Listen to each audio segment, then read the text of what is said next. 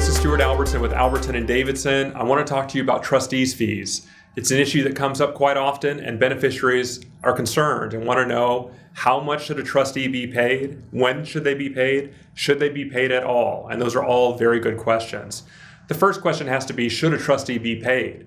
If a trustee is not following the terms of the trust, if the trustee refuses to communicate with you, if the trustee uses the trust assets as if they're their own assets and not your assets that they're taking care of, if the trustee refuses to make distributions to you, well, maybe we have a trustee that doesn't deserve much of a trustee's fee, maybe not any trustee's fee. So that's the first question.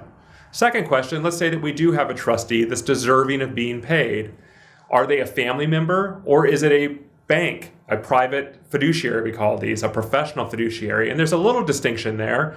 The private professional fiduciaries are going to get a little bit more than a family member who's being a trustee. So if it's a family member who's a trustee, generally you're looking at anywhere between $30 an hour and $80 an hour, just depending on what county you're in, the complexity of the trust, what is the background of the trustee. If the trustee is a certified public accountant and they're doing a bunch of accounting functions for the trust, the court may grant them a little bit more for fees.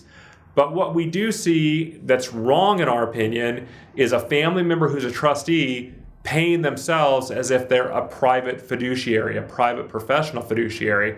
Private professional fiduciaries generally take about 1% of the trust estate per year for their trustees' fees, and most courts will approve that request by that professional trustee.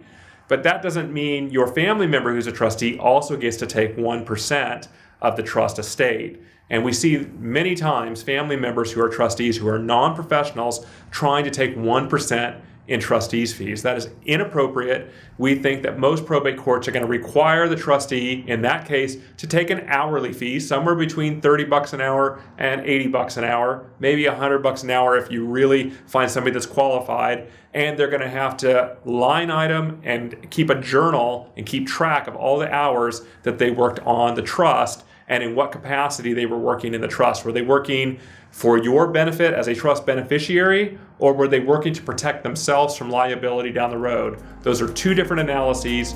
One would be appropriate for trustees' fees, the other would not.